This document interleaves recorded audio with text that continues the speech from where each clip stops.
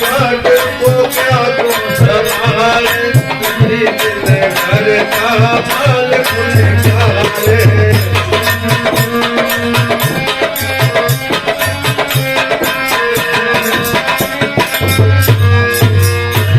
किराया तुझे भरना पड़ेगा, काया कोठी खाली करना पड़ेगा।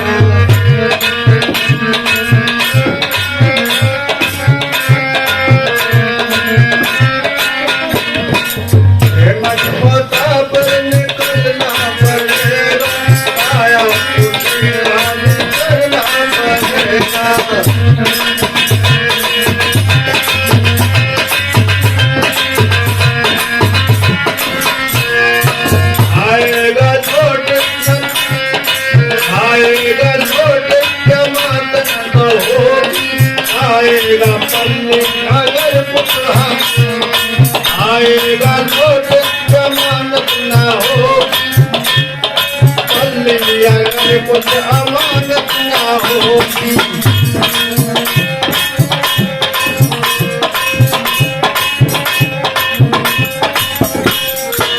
आएगा लोट जमानत होगी, पल्ली अगर पुत्र अमानत न होगी।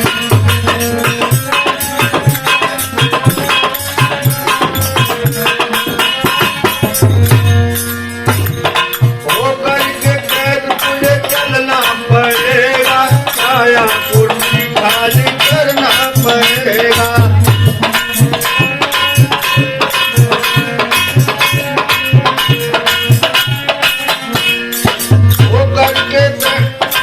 वो करके कैद तुझे चलना पड़ेगा, आया कुर्सी खाली करना पड़ेगा।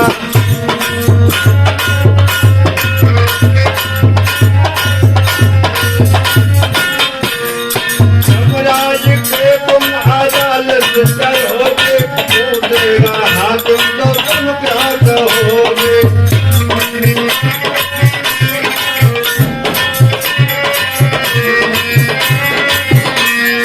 यमराज के तुम अदालत करोगे, देगा हाकिम तो तुम क्या कहोगे।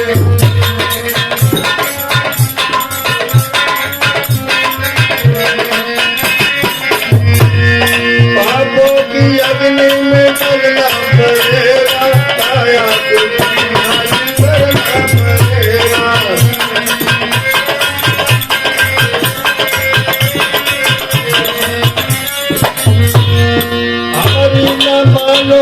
हमारी न मानो यमराज के पूज ले, धर्म हर भूल देना पड़ेगा।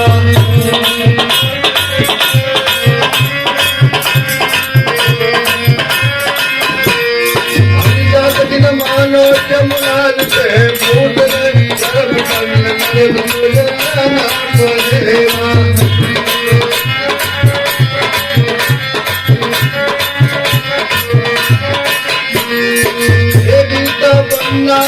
ये गीता बनना को फिरता अकेला, अब तो रात जो खाया है बोला।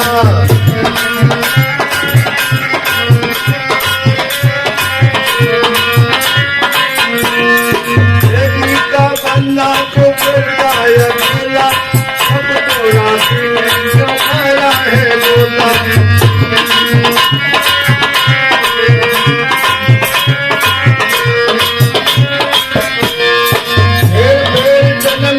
मरना पड़ेगा, काया खाली करना पड़ेगा।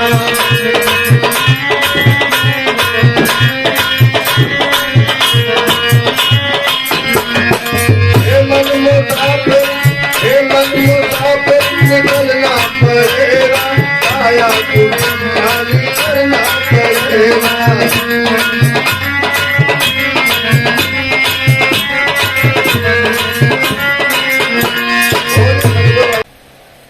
इस आश्रम पर एक ही खास बात है, दिखावा मैंने अभी तक नहीं देखा।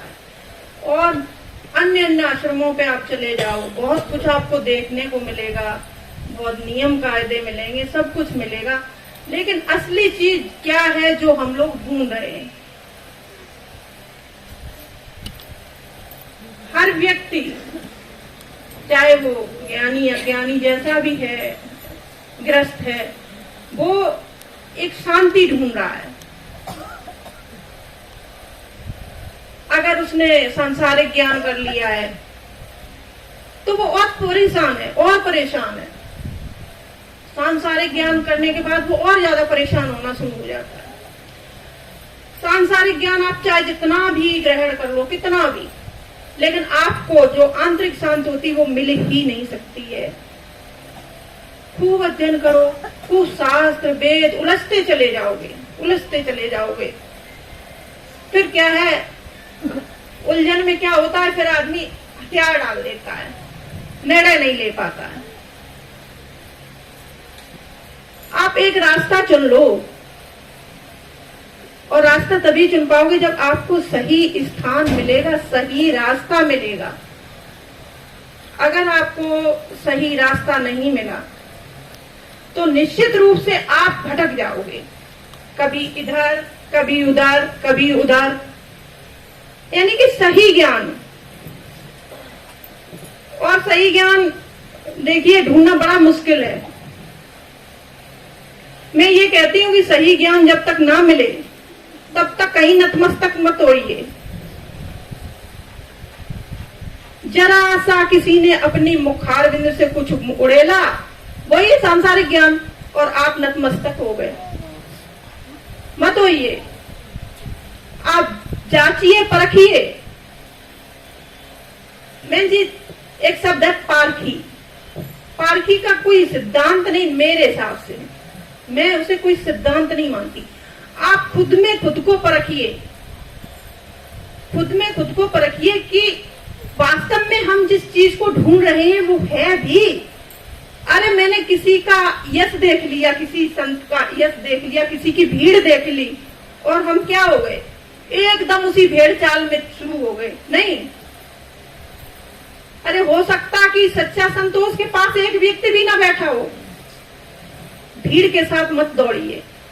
मैं सच बता रही हूं कि हमसे ज्यादातर लोग नाराज रहते हैं, क्योंकि मैं जहां भीड़ चल रही होती वहां हमें शंका जरूर रहती है। टिप्पणी नहीं, टिप्पणी हर काम पे करना ठीक नहीं है, लेकिन खुद में विचार जरूर करिए। टिप्पणी करने से क्या होता है कि कुछ लोग नाराज हो जाते, किसी को नाराज नहीं करना है, लेकिन उस चीज को देख के अपने अंतर्मन में उस चीज का विचार जरूर करिए कि ये सही है। और सही आपको तब लगेगी जब आंतरिक ज्ञान मिलेगा, और वो आंतरिक ज्ञान इस आश्रम पे मिलता है। वो हमारे सदगुरुदेव जी ने जितने उनके शिष्य हैं उन सबको दिया, राधा साहब जी को दिया, और राधा साहब जी ने उस ज्ञान को बहुत ऊंचाइयों तक, यानी कि गुरुदेव अपने शिष्य को अपने जैसा ही बनाना चाहते हैं अगर वो बनने की इच्छा रखता है। तो हमारी राधा साहब जी ने वो इच्छा जाहिर की, और गुरुदेव ने, हमारे सदगुरुदेव ने सब पर कृपा करते हैं, लेकिन अपनी कृपा जिसने अपने ऊपर कर ली, तो वो हमारी राधा साहब जी ने अपनी कृपा अपने ऊपर की, और उन ऊंचाइयों पे, जिन ऊंचाइयों पे सदगुरुदेव जी थे, उन ऊंचाइयों को छू रही हैं।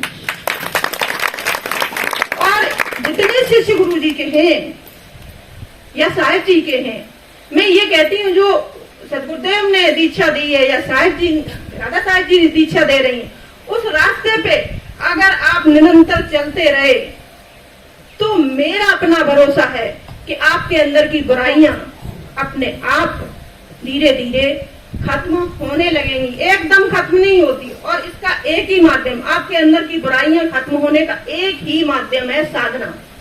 साधना में हो सकती है कि आपके अंदर ढेर सारी बुराइयां होती, मैं ये नहीं कहती कि एक मानव के अंदर कोई व्यक्ति होगा शांत प्रिय, कोई बहुत सारे शांत प्रिय होते हैं जो सब गुस्सा भी पी जाते हैं, किसी का सुनना भी पी जाते, सब पी जाते, लेकिन हर व्यक्ति में नहीं। अगर 100 व्यक्ति हैं तो उसमें से 10 ही ऐसे होंगे जो शांत प्रिय होंगे, मेरे हिसाब से उससे भी कम हो सकते हैं। आजकल सबको गुस्सा भी आता है, कुछ बात बर्दाश्त करने की क्षमता नहीं है। वो साधना एक ऐसा माध्यम है जो ये सब बुराइयां हमारी धीरे धीरे खत्म करेगी। और अगर साधना को आपने बहुत बढ़ा लिया तो मैं ये कहती हूँ कि आपके अंदर की जितनी भी बुराइयां वो जल जाती हैं, वो भस्म हो जाती हैं। ये सदगुरु हमारे मतलब कहते थे, मैं टूटा ठोक के कह रहा हूँ कि तुम्हारी ये बुराई खत्म हो जाएगी। अपराध क्यों बढ़ रहा है संसार में? क्योंकि ज्ञान नाम मात्र के लिए नहीं व्यक्ति के अंदर है, व्यक्ति को व्यक्ति का डर है। आप बताओ, संसार में कोई भला वगैरह तो घूम नहीं रहे, हम ही इंसान लोगों को इंसानों का डर है। इसी इंसान के अंदर वो इंसानियत जाग जाए तो इस संसार में कहीं डर नाम की न रात में न दिन में कोई डर है ही नहीं। वो इंसानियत कैसे जागेगी? आपके अंदर अध्यात्म, वो ज्ञान, वो ध्यान, अगर सच्चा ज्ञान ध्यान जागृत हो गया तो बुराइयां अपने आप खत्म हो जाएंगी। ये बहुत छोटा काम नहीं है, ये बहुत बड़ा काम है। चंद्र लोग जिनके मन में उस परमात्मा के प्रति लगन है, वो चंद्र लोग यहाँ दिख रहे हैं। अभी कहीं भागवत अगर हो तो आप ये देख लेना, पांडाल की पांडाल बड़ी होगी, वहां नाच गाना हो रहा होगा, वहां कथाएं हो रही होंगी, पिछले भविष्य में जो होता गया उनकी कथाएं सुनाई जा रही होंगी, लेकिन आपको ज्ञान बहुत थोड़ा मिलेगा और यहाँ तक ही मिलेगा ही नहीं, हमें तो लगता। लेकिन सबसे ज्यादा भीड़ हमारी माताओं बहनों की होती है। एक हमारी माताओं बहनों में बहुत बड़ी कमी होती है। मैं किसी को इंगित नहीं कर रही कि जब आप किसी भक्ति मार्ग पर जाएं, सत्संग में जाएं, तो अपनी निजी बातें, प्लीज निजी बातों को आप अपने घर पे छोड़ आएं, वहां अध्यात्म से संबंधित बातें करें। हो सकता कि आपकी बगल में जो बहन बैठी है उसके अंदर बहुत सारे सवाल हों, आपके पास जवाब हो, या उसके पास जवाब हो, आपके पास सवाल हो, तो उनका समाधान कर लो। घर में परेशान रहने से हर व्यक्ति, हर महिला परेशान है। कोई सास से परेशान है, कोई बहू से परेशान है, कोई पड़ोसी से परेशान है, कोई थोड़े दूर वाले रिश्तेदार से परेशान है। परेशान तो हर व्यक्ति है। अभी शायद इतनी बहनें बैठी हैं, भाई बैठे हैं, इनको किसी न किसी से कहीं ना कहीं परेशानी होगी। अगर उस चीज को निगलेक्ट कर दो, इग्नोर कर दो, वो चलेंगी, चलने दो, तो आप शांत हो जाओगे और आप जहां आए हो वहां से कुछ प्राप्त कर पाओगे। अगर वही आपके दिमाग में चलता रहा तो कुछ नहीं प्राप्त कर पाओगे। हम देखते जहां बैठो कोई सास नंद की बुराई, काहे के लिए? हमें मालूम है कि जो खराब है सो खराब है, मत करो। अगर आप बुराई नहीं, मैं ये कहती हूँ आप किसी से बहस कर लो थोड़ी देर के लिए, तो अंदर से डर सा लगने लगता है। ऐसा डर पैदा होता है कि हाँ, अपने अंदर शांति नहीं रहती है। तो शांति को प्राप्त कर लो। अगर आप 1 घंटे के लिए यहाँ आए हो तो ये घंटे आप उसी परमात्मा को दे लो। और आजकल तो सब मोबाइल चला रहे हैं, थोड़े अच्छे से भजन लगा लो। आपको जो गाने पसंद हो वो लगा लो। मैं ये नहीं कहती कि भजन नहीं लगा लो, जो पसंद हो वो लगा लो, वो सुनो और सब भूल जाओ, मस्त रहो। और जब आप मस्त रहेंगे तो निश्चित रूप से समय ज्यादा तो नहीं होगा। अगर आप मस्त रहेंगे और मैं ये कहती हूँ कि साहिब जी से ज्ञान ग्रहण करेंगे और उस ज्ञान पे चलेंगे, तो ये ज्ञान वो है जो आपको वही रास्ता पकड़ाएगा जहां महाराज जी पहुंच रही वो वही पहुंचाने की शक्ति रखती हैं। सदगुरु ने वही महाराज जी को पहुंचाया जहां वो खुद थे। आप में भी वही शक्ति है, आपके अंदर वही ज्ञान है, आप हूबहू वही हैं, आपके अंदर वही सब कुछ है और वो चीजें आप प्राप्त कर सकते हैं। एक महाराज जी ने कल भी आश्रम पे रुकी थी थोड़ी देर के लिए। एक महाराज जी का शब्द था जिद, कि मैंने जिस चीज की जिद की उसे प्राप्त किया। आपको जिद करनी पड़ेगी कि मुझे जो ज्ञान प्राप्त करना है तो करना है, जिद पकड़ लो। और इसकी नहीं, जो काम करते आप जिद के साथ करो कि हमें ये करना है, और निश्चित रूप से वो काम आपको प्राप्त होगे। वो चीज आप प्राप्त कर पाएंगे जिसके लिए आपने जिद की है। अपने अंदर ठान लो। मेरा ऐसा ही अनुभव है, मेरा अपना अनुभव है। मैं किसी किताब का पढ़ा या मैं बहुत अध्ययन नहीं कर पाती हूँ किसी किताबों का, मेरा अपना खुद का निज अनुभव है, वो बताया। आप लोगों से जो भी मुझसे कमी या जो भी गलती हुई हो उसके लिए क्षमा प्रार्थी हूँ। शायद बंदगी। जय श्री